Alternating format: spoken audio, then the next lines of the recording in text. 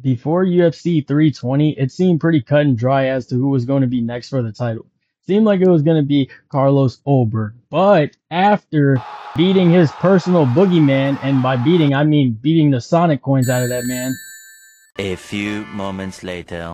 Bruh. he gave him that Jamal Hill treatment. During the press conference, Poaton would express that he had a whole speech prepared for Jon Jones, but with the untimely demise of his brother, he felt it wasn't appropriate to call him out.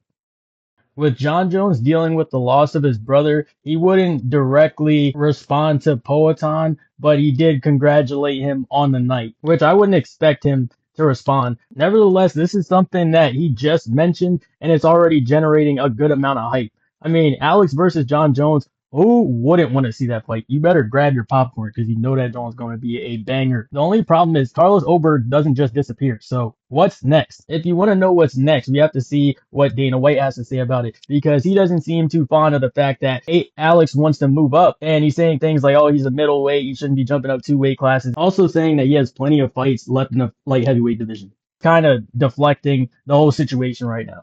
The last two guys that moved up in weight, Islam and Ilya, they both ended up vacating their titles. They were asking Poaton if he was going to do the same thing, and this is what he had to say. Hail to the no, to the no, oh. Hail to the no, hail to the no. Bro basically said he gets active and he'll defend light heavyweight and fight at heavyweight at the same time. Now that we have Dana White and Alex's perspective, what would it look like if he did choose to vacate the title? For starters, it puts Yuri Prohaska back in position as a fan favorite to be back into the title picture. The fight with him and Khalil was crazy. It was one of the best comebacks of all time. Obviously, he would be matched up with Ulberg being the #1 guy for the belt. It only makes sense that they fight.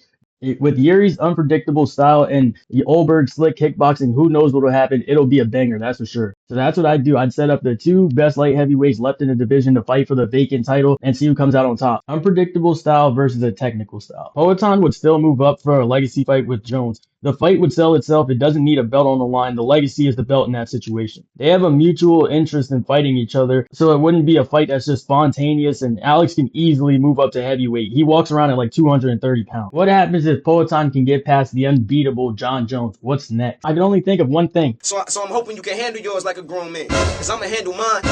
You feel me? So on that note, you're done. Tom Aspinall is a guy who has the shortest fight time average. He's faster than any heavyweight we've seen at his size and still has yet to show his grappling prowess. Alex Pereira has length, power, elite kickboxing skills, and deceptive leg kicks. A fight between these two might be going down the rabbit hole a little bit, but if you just beat Jon Jones and you're not retiring, this is the biggest fight to make. That caps off what I think would happen if he vacates the title. Now let's talk about what happens if he keeps the belt. If he keeps the belt, the only difference would be Yuri taking on Ankalaev to keep the division moving, and then we'll have Ulberg waiting for Poaton to come back down from heavyweight so that he can defend his title against him. What do you guys think should be next for Poaton? Let me know in the comments. Before we go, we got another fight that trumps Pereira and Jones and would break the internet. We got Mark Zuckerberg versus Elon Musk with the Tesla robot that is programmed by Steve Mazzagatti. You let me know who will win that fight. And that'll be it for S-LMMA today. You guys please like and subscribe. We greatly appreciate it.